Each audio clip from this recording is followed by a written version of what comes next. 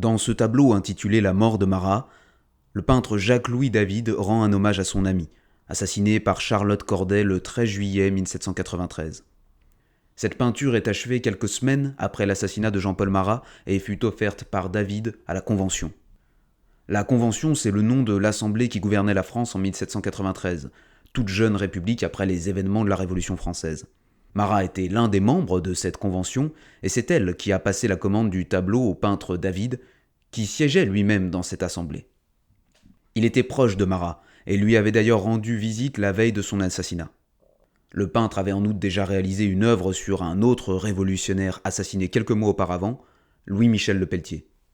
Et c'est donc en connaissance de cause que le député de la Convention, Guiraud, s'adressa à lui dès le lendemain de la mort de Marat en lui disant « Prends ton pinceau, il te reste encore un tableau à faire. » Ce tableau deviendra l'un des plus célèbres de l'histoire de France. Jean-Paul Marat était un personnage majeur de la Révolution. Médecin et journaliste, surnommé l'ami du peuple, du nom du journal qu'il tenait, il était un révolutionnaire montagnard, groupe politique opposé à celui des Girondins, récemment écartés du pouvoir et de la Convention.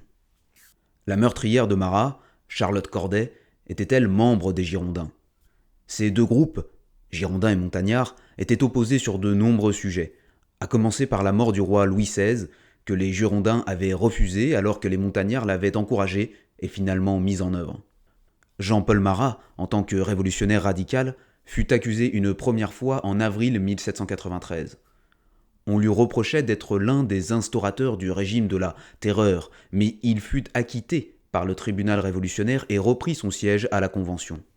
Alors, en juillet 1793, Charlotte Corday, furieuse et effrayée par la tournure violente et extrême de la Révolution, se rendit directement au domicile de Marat pour le tuer d'un coup de poignard. La nouvelle se répandit dans tout Paris comme un coup de tonnerre. Les funérailles s'étalèrent sur 3 jours et rassemblèrent une foule impressionnante parmi les sympathisants de Marat et des Républicains. Charlotte Corday, quant à elle, sera arrêtée par le tribunal révolutionnaire et guillotinée le 17 juillet 1793.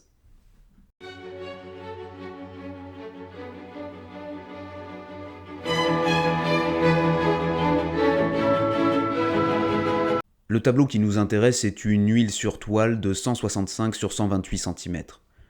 Cette peinture s'inscrit dans le mouvement du néoclassicisme et il en existe aujourd'hui 4 copies, dont l'une est visible au musée du Louvre et a été réalisée 1 an après l'original de David. Dans cette œuvre, le peintre choisit de représenter la scène de manière naturaliste, telle qu'elle fut exposée au public après l'assassinat, c'est-à-dire avec Marat chez lui, appuyé sur le bord de sa baignoire où il soignait son eczéma, un linge blanc sur la tête et un encrier posé à ses côtés. Du sang se dégage de sa poitrine et coule le long du linge qui le recouvre à moitié. Au sol, un couteau lui aussi taché de sang est simplement posé, visiblement comme arme du crime. Les teintes sont harmonieuses et le fond relativement neutre permet de concentrer le regard sur la scène du crime où la couleur blanche domine, contrastée par le vert du linge recouvrant la baignoire et tapissant la pièce. Ce tableau se décompose finalement en 2 parties. La mort, sur la partie gauche, et les éléments du crime, sur la partie droite. Commençons par nous intéresser à la mort, celle de Marat, dont l'attitude, bras pendants et tête affaissée, rappelle instinctivement l'abandon du Christ sur la croix. Son visage est serein, apaisé, un demi-sourire sur les lèvres, comme pour signifier une œuvre accomplie malgré une mort tragique.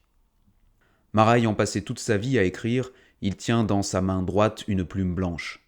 Dans sa main gauche, il tient une feuille manuscrite, portant le texte. Du 13 juillet 1793. Marie-Anne-Charlotte Corday au citoyen Marat. Il suffit que je sois bien malheureuse pour avoir droit à votre bienveillance. Il s'agit d'une lettre trompeuse, écrite par Charlotte Corday le jour même du crime, à l'intention de Marat avant de le poignarder.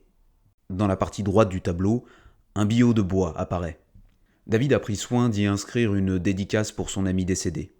Dans 2 copies du tableau réalisées par la suite, cette dédicace a été remplacée par une phrase inspirée du romain Tacite.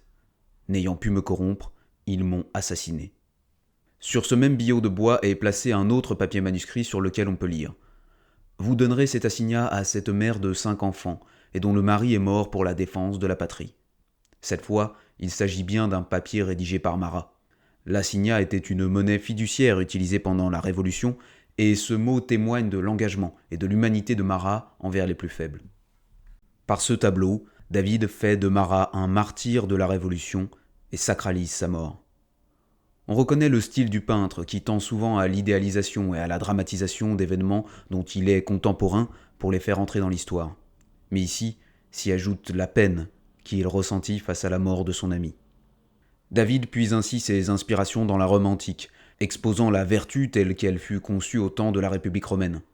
En même temps, cette vertu doit éveiller la compassion et attirer l'amitié du spectateur pour Marat, ce qui est notamment signifié par les thèmes christiques. L'un de ceux qui décrivit le mieux ce tableau fut le poète Baudelaire en 1846, qui écrivit « Il y a dans cette œuvre quelque chose de tendre et poignant à la fois. Cette peinture était un don à la patrie éplorée, et nos larmes ne sont pas dangereuses. »